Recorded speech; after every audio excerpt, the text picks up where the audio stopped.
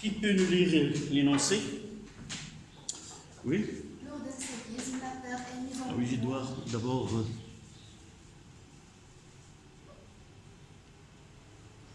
enlever. Voilà. Lors d'un séisme, la terre est mise en mouvement par des ondes de différentes natures, qui occasionnent des secousses plus ou moins violentes et destructives en surface. On distingue les ondes P, les ondes les plus rapides, se propageant dans les solides et les liquides. Les ondes S, moins rapides, ne se propageant que dans les solides. L'enregistrement de ces ondes par des sismographes à la surface de la Terre permet de déterminer l'épicentre du séisme, lieu de naissance de la perturbation. Les schémas A et B modélisent la progression des ondes sismiques dans une Couche terrestre. D'abord, un sismographe, nous avons ici. Voilà. Ici, c'est un sismographe qui date. Là, vous voyez un cylindre où il y a un papier. Il y a un stylet. On va voir un autre exemple.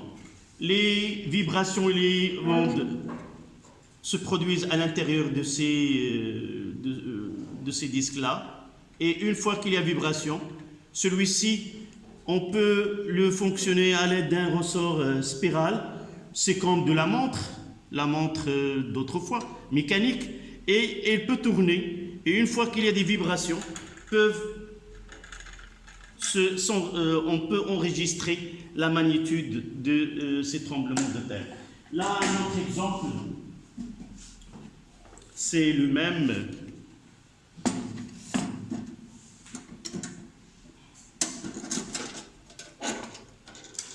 Et là, vous voyez que c'est déjà, là, on met de l'encre.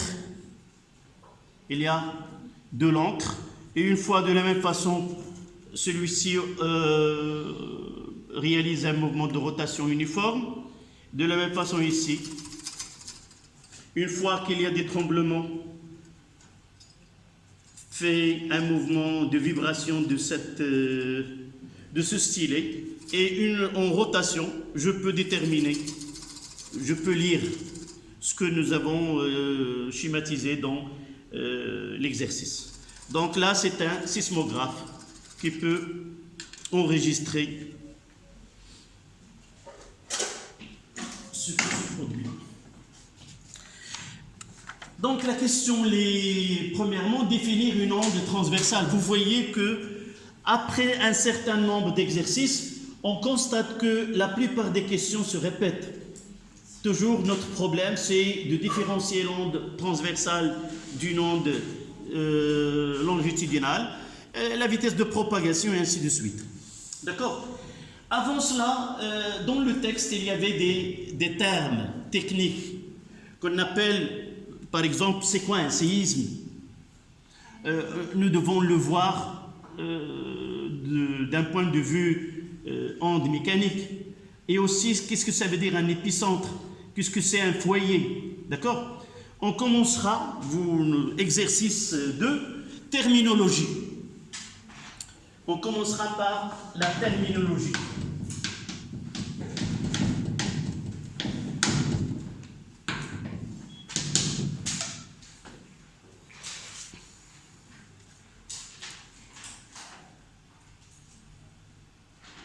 Donc, c'est quoi un séisme?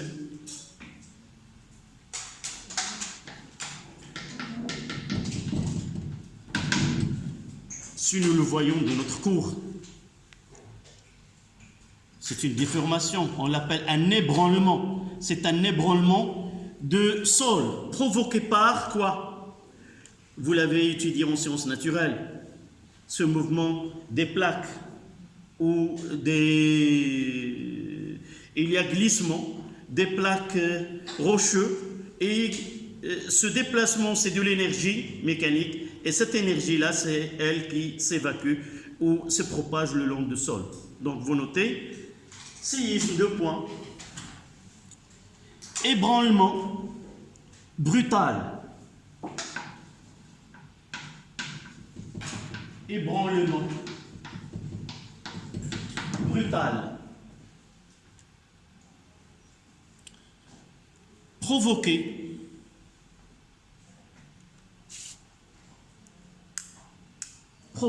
ébranlement, provoqué par le mouvement relatif,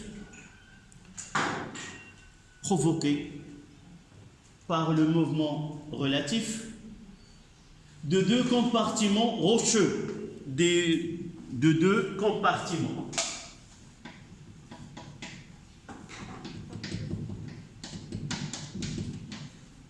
Rocheux.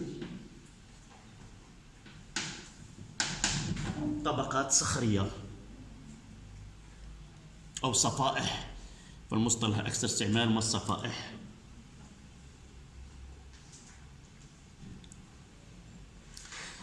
À la ligne, le foyer.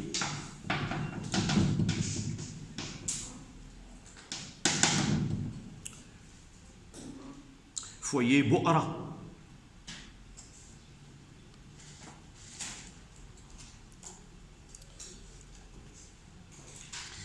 Le foyer, c'est le lieu où se produit ce glissement et là où naît cette énergie.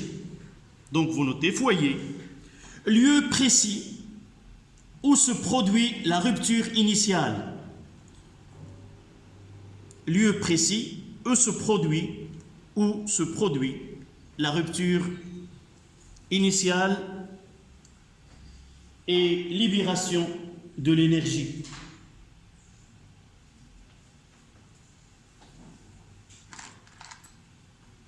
Et dernier terme, épicentre.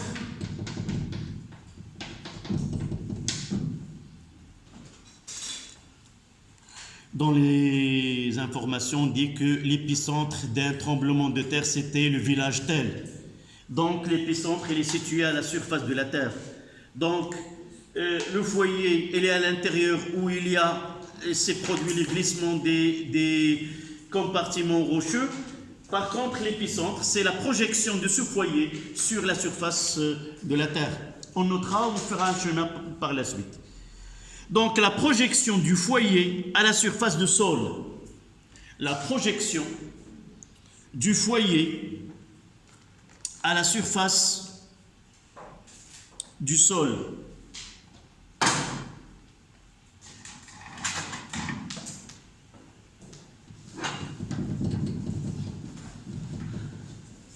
Donc, si nous essayons de faire un petit schéma comme ça,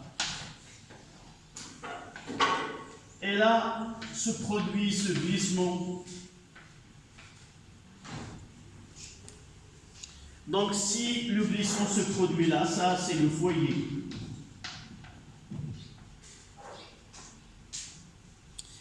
Et la projection, là c'est l'épicentre.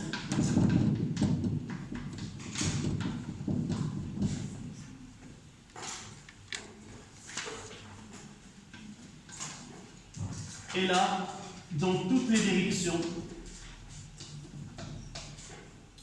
ce sont des zones de volume. Tout le sol, d'accord? Un petit schéma qui résume.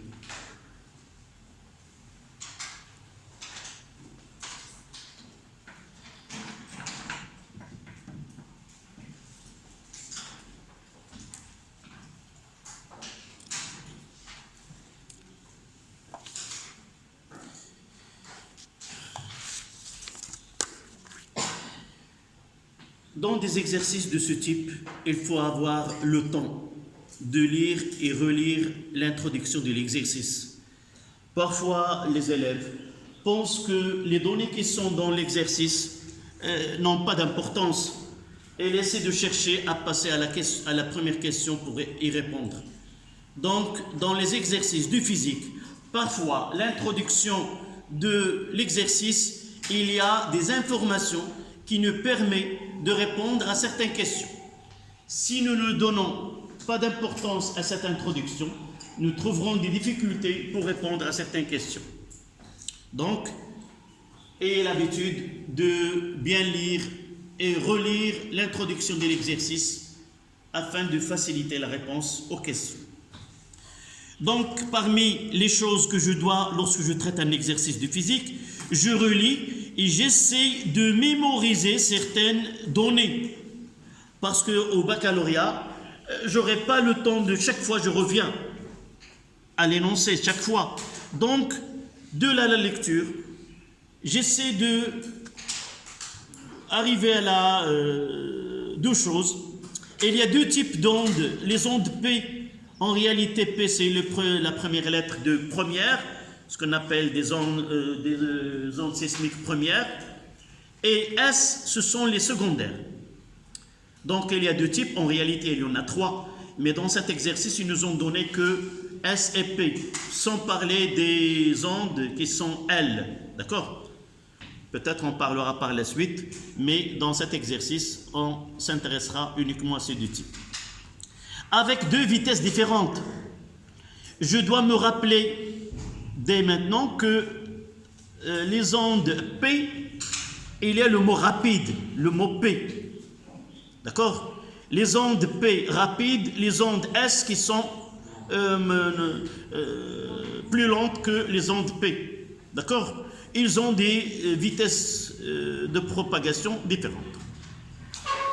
Ça, je dois, avant de se lancer à la réponse, j'essaie d'emmagasiner le maximum de données afin de répondre sans perdre de temps de revenir vers l'énoncé. Donc, la partie A1, les ondes P, appelées aussi ondes de compression, sont des ondes longitudinales. Les ondes S, appelées aussi des ondes de saillisement, c'est-à-dire de déchirement, de couper. Ciser, c'est là où vient le ciseau, d'accord? Sont des ondes transversales. La première question A11, définir une onde transversale. Indiquer sur le schéma correspondant à chaque type d'onde. Donc, pour vous guider dans la réponse, ils ont d'abord posé cette question de définir une onde transversale, c'est pour rafraîchir la mémoire. Parce que la question qui viendra par la suite, c'est définir les deux types. Le schéma correspond à telle onde et l'autre. Et pour vous mettre dans le sujet, ils ont donné cette question qui ne mérite que 0,25. D'accord? Donc, qu'est-ce qu'on dira pour A11? Nous venons de définir tout à l'heure l'exercice qui était avant, c'était une onde transversale. Donc, on réécrira la même définition. D'accord? Donc, vous notez A1.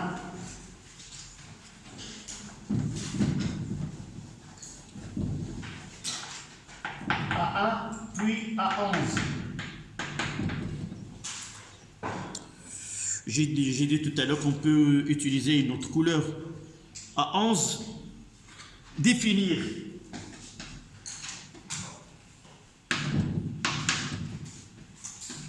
Une onde transversale.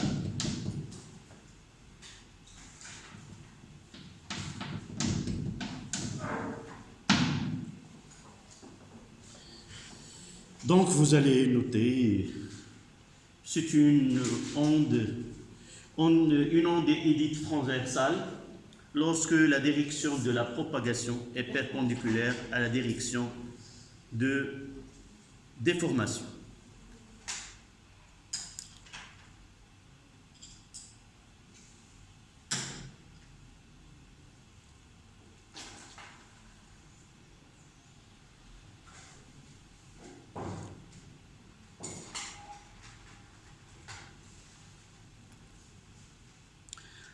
Donc la question A12,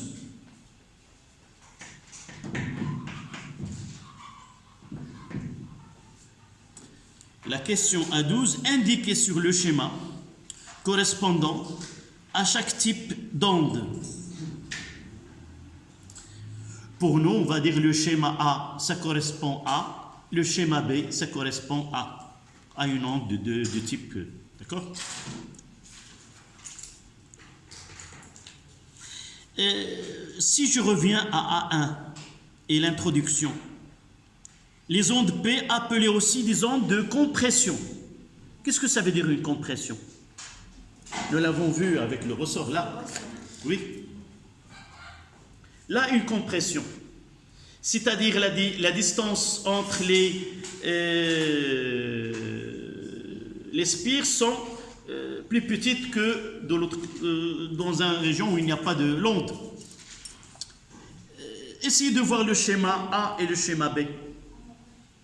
Vous voyez que sur le schéma,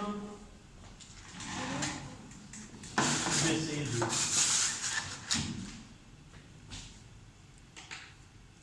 Là, il y a cette compression. Donc c'est un indice qui va m'orienter. D'abord, il y a compression et aussi qu'on voit que le sens de propagation et le sens de déformation sont dans même direction. Donc le schéma A correspond aux ondes P qui sont longitudinales. Et vous voyez là, il y a une distorsion, donc il y a la déformation qui est perpendiculaire à la direction de propagation de l'onde, celle-là transversale et celle-là, elle est longitudinale. D'accord? Donc comment on va procéder?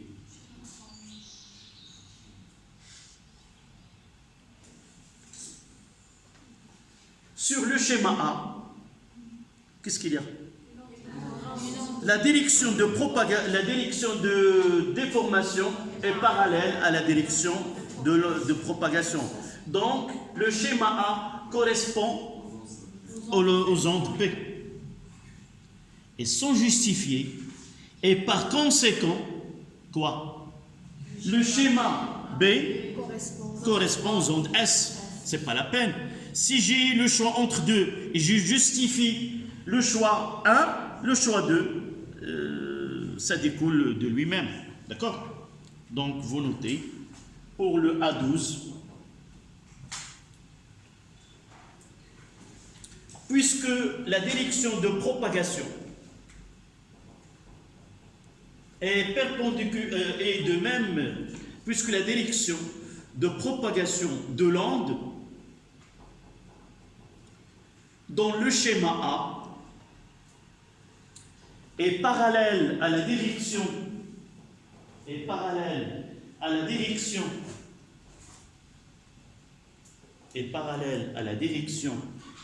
de déformation, virgule, le schéma A correspond aux ondes P.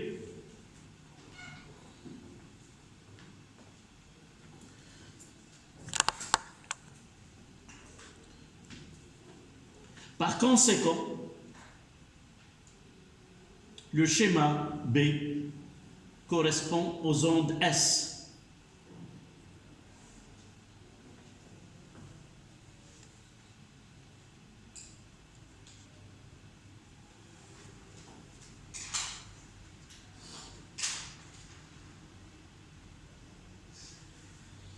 Donc on passe à la deuxième question, ou le A2.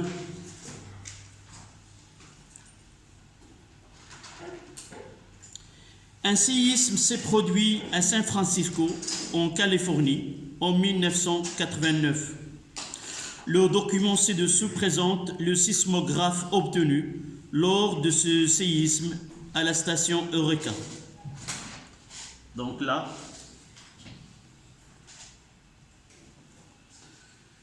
nous avons une simulation de que c'est ce produit ou d'une autre manière, si ce que nous avons enregistré là, ce papier-là. Normalement, sur ce papier-là, nous aurons cette... Là, c'est l'amplitude maximale et la date d'arrivée, et ainsi de suite, on verra tout à l'heure. Donc celui-ci, il est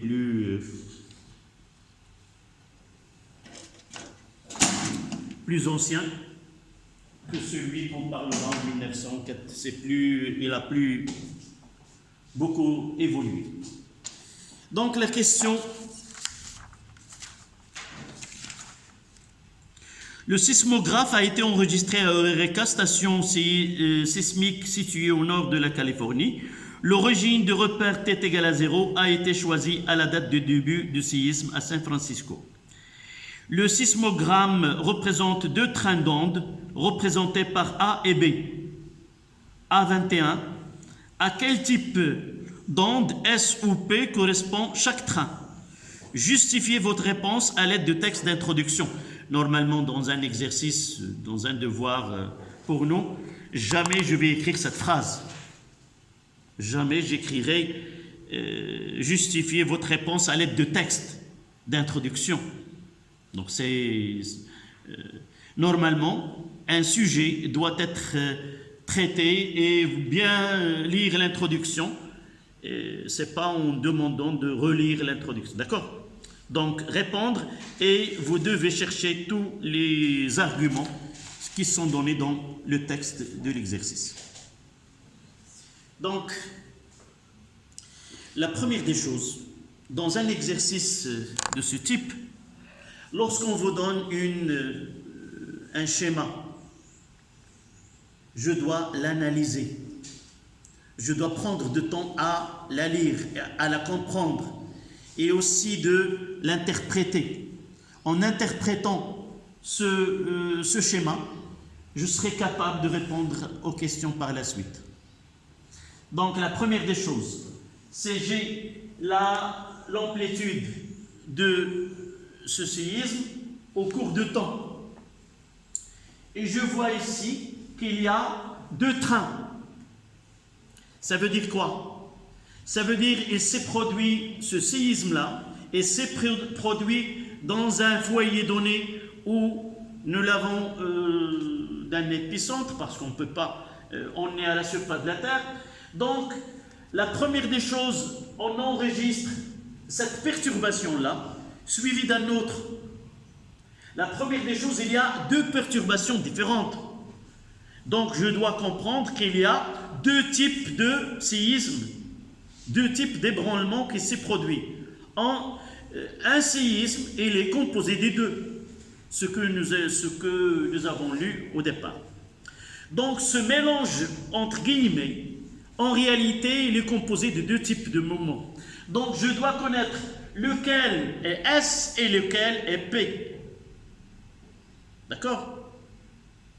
Pour trancher dans le choix, il suffit de rappeler ce qu'ils ont dit sur les ondes P et les ondes S. Elles naissent en même temps.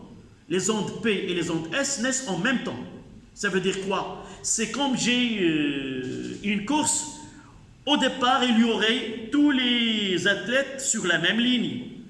Mais en réalité, après un certain temps, je peux voir qui est le premier, le deuxième, le troisième, et ainsi de suite. C'est ça ce qui se produit dans ce type de séisme. D'accord?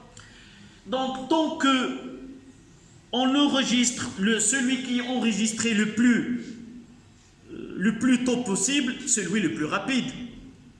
Donc, le train d'onde A, il est enregistré le premier, il demande un temps presque de 40 secondes. Par contre, l'autre train d'onde qui est B, à peu près de 65 ou 66 secondes. Donc là, c'est une onde qui est rapide, et là, c'est l'autre qui est lente. Et par la suite, je peux dire que le train d'onde A correspond aux ondes rapides P, et le train d'onde B, ça sera S. D'accord? Donc c'est de cette façon que je dois toujours, lorsqu'on nous donne un document, je dois prendre le temps à discuter de tous les côtés. D'accord? Donc qui peut formuler la réponse à cette question? Qui est à quel type d'onde S ou P correspond chaque train? Oui? Le train d'onde A correspond aux ondes P car elles sont plus rapides.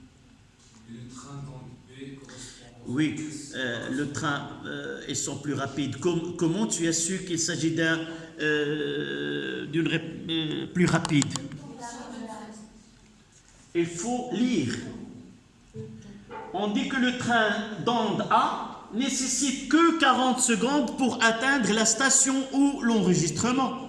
Par contre, le train d'onde B nécessite plus que 65 secondes. Donc cette rapidité doit être justifiée. En quoi? Le minimum de temps, c'est lui qui est le plus rapide. La réponse, elle est exacte, mais on essaie d'avoir une précision maximale dans notre réponse. Mademoiselle, tu nous redis ce que nous avons dit. Tout à l'heure, maintenant, je vois que vous suivez tous. Oui? Dis-nous comment on a su que le train d'onde A correspond aux ondes P. Oui. Donc le train d'onde A demande moins de temps que le train d'onde B. Donc il correspond aux ondes rapides P. Et par la suite, ce n'est pas la peine de justifier l'autre. Ça sera les ondes S. Donc essayez de répondre de votre manière à cette question.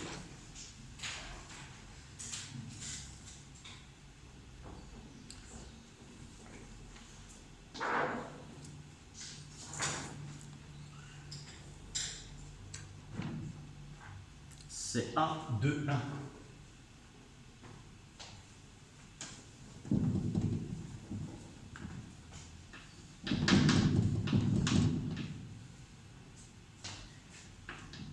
Le train d'onde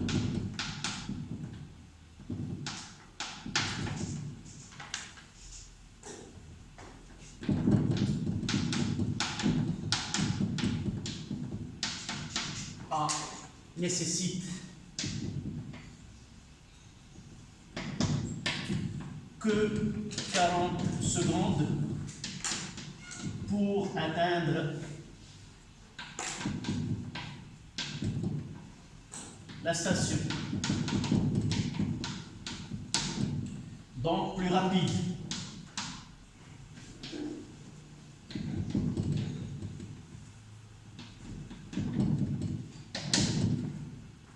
Et juste dessous, train A. C'est onde B. Le train d'onde B correspond aux ondes S.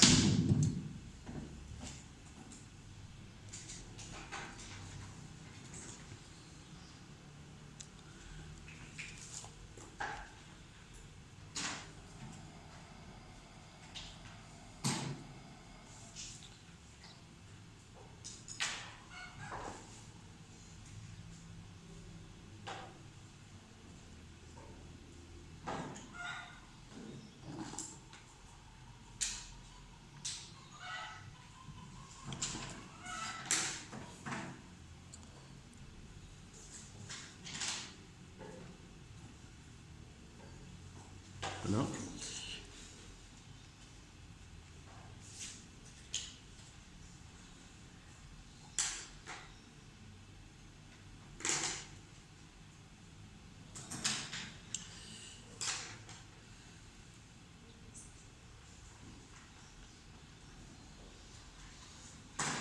Donc la question de 2, réfléchissez à cette question.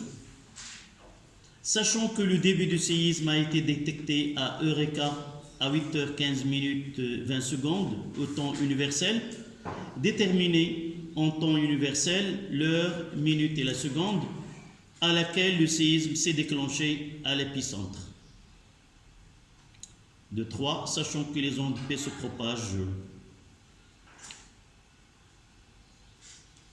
Comment la réponse à la question de 2. La première des choses, c'est de réfléchir à tête reposée et sur la feuille de brouillon, essayer de faire un petit schéma. Situer l'origine, situer la station et ainsi de suite, afin de comprendre la question. L'épicentre, c'est quoi? C'est l'endroit où, si vous voulez, au sol, s'est déclenché le séisme. Mais la station, elle est loin de cet épicentre. Donc, elle sera quoi? L'onde atteindra la station à laquelle on enregistre avec quoi? Ça, c'est la leçon vue dans notre manière. Ce que nous avons dit dans la leçon, tout point du milieu de propagation reproduit, et ainsi de suite. Là, c'est dans la réalité. Lorsqu'on parlera de la source, on a changé la source par quoi? Par l'épicentre. Et on a changé le point L, le point D que nous avons traité dans l'exercice précédent par la station où on a enregistré, où c'est enregistré ce séisme. D'accord? Donc si nous faisons un axe là, ou un schéma, là c'est l'épicentre. C'est comme ça qu'on doit procéder pour répondre pour certaines questions, où il n'y a pas un calcul direct, il n'y a pas de relation mathématique prête à utiliser. Là, je lis, j'essaie de schématiser ces données sur là l'épicentre, et là c'est la station.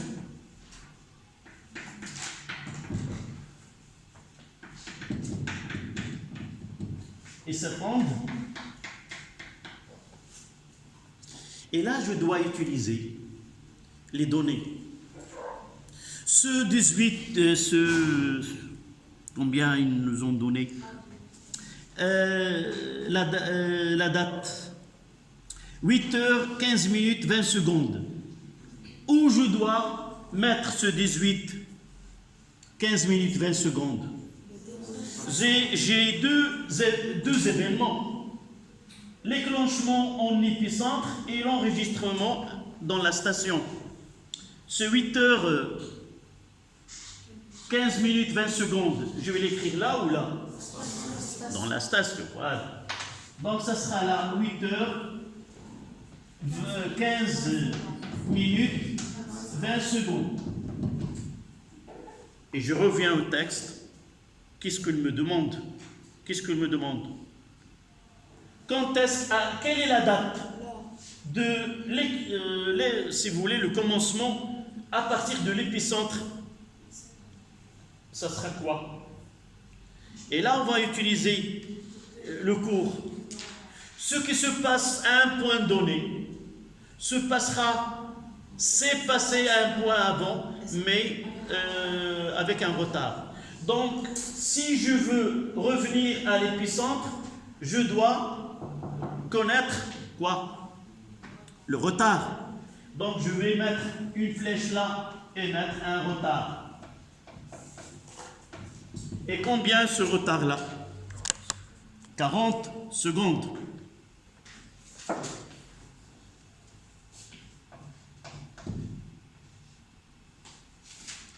Voilà. Presque. Le travail est presque fait. Il me reste que les mathématiques. Oui. Donc 8 heures, ça sera 8 heures. Donc il commencera vers là. C'est 8 heures. Avant 40 minutes et 40 secondes, je vais enlever ce 20. Et de là, ce 15, ça sera combien? 14.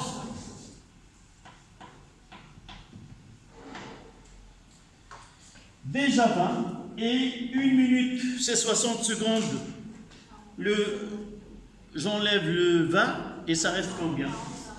40 secondes.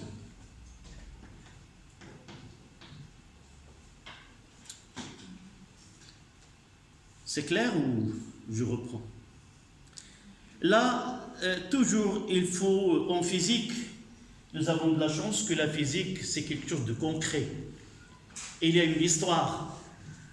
Et s'il y a une histoire, c'est facile de la dessiner et d'essayer de voir ce qui manque dans cette histoire-là. D'accord? Sans faire ce schéma, ça sera difficile d'arriver parce qu'il n'y a pas une relation qu'on va faire V est égal à D sur delta de T. Non. Ça demande de la réflexion et la compréhension du phénomène que nous avons devant nous. D'accord? C'est clair où je reprends? En physique, il n'y a pas moitié-moitié. Soit c'est compris, soit, mademoiselle, oui, c'est compris. الحاجة الوحيدة اللي الواحد ما يحشمش فيها هي القراية. عطا الله عرفتي شحال ديال الميادين اللي يحشم فيها الإنسان كثيرة جدا إلا القراية. Non, j'ai pas compris. Ou là il y a un problème dans comment j'ai fait ou telle chose. D'accord? Ou tu me donnes là je suis ce schéma. Il est clair? Comment j'ai fait ce schéma-là? C'est à partir des données. J'essaie de visualiser ou faire d'être présent dans cette partie-là. Tu vois? Il y a un épicentre où est né, si vous voulez, est né une onde.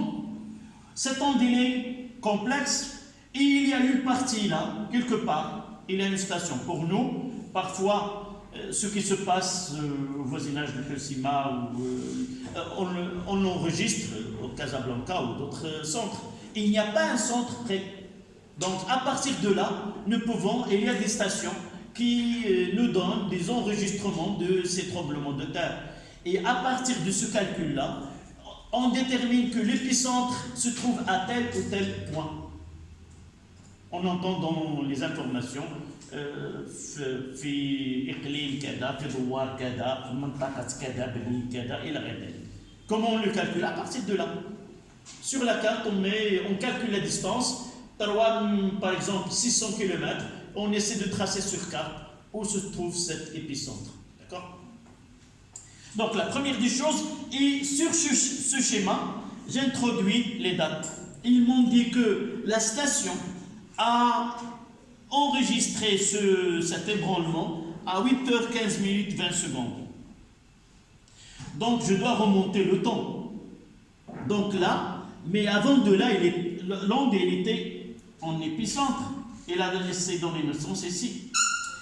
Mon cours qui n'est pas donné dans ce domaine-là, c'est ça la physique.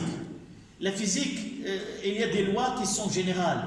On ne peut pas donner à chaque phénomène une relation spécifique, mais on parlera des ondes, tout ce qui est regroupé dans les ondes peut être appliqué. Donc je dis que ce qui se produit en station S, en réalité c'est produit en épicentre. Donc si je veux remonter le temps, il suffit de connaître le retard avec lequel cette onde s'est enregistrée en station. Et je reviens au schéma. Et je vois là que la durée, là c'est 40, et je dis, je dois retrancher 40 secondes de cette date-là. Le reste c'est du calcul. J'ai fait, généralement, je dis à mes élèves, بعض الأحيان كندير الحساب ديال العكايز. شنو هو حساب العكايز؟ كنقسم 100 هي 20 و50 كذا باش pour bien comprendre. J'ai 40, j'ai déjà 20. J'enlève le 20, ça sera 0 ici. Mais je convertis une minute, c'est 60 secondes. Ce 60 secondes, j'enlève 20, il me reste 40. D'accord? Voilà. Il me reste... quelle est la question qui nous reste? 2, 3 et 2, 4. Essayez de faire ces deux questions. Je ne peux vous voir qu'une semaine d'après. Ça n'empêche pas, comme j'ai dit tout à l'heure, que cet exercice-là, avec sa correction, et seront dans le groupe deuxième sciences physiques français 1, lycée Ibn Khatib, avec l'autre exercice aussi avec sa correction complète. D'accord? Si vous voulez l'explication, comment s'est déroulée cette correction, vous trouverez cette séance-là d'ici demain, le temps de la mettre en YouTube et vous pouvez revoir cette séance par la suite. D'accord? En attendant, pour vous, vous avez une semaine devant vous, je vais donner la leçon que vos camarades vont étudier la semaine prochaine. Ce sont les ondes mécaniques progressives périodiques. Et chaque fois, essayez de jeter un coup d'œil sur cette leçon en PDF. Et même aussi, je vais essayer de chercher la leçon de l'année dernière qui ont été la leçon en classe et essayer de faciliter la tâche à la compréhension pour la semaine qui vient. D'accord? Bonne chance et au revoir.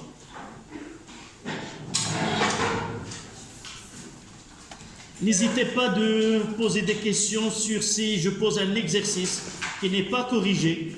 Vous pouvez le donner la réponse en commentaire et si vous avez des questions, posez-les, n'hésitez pas. D'accord?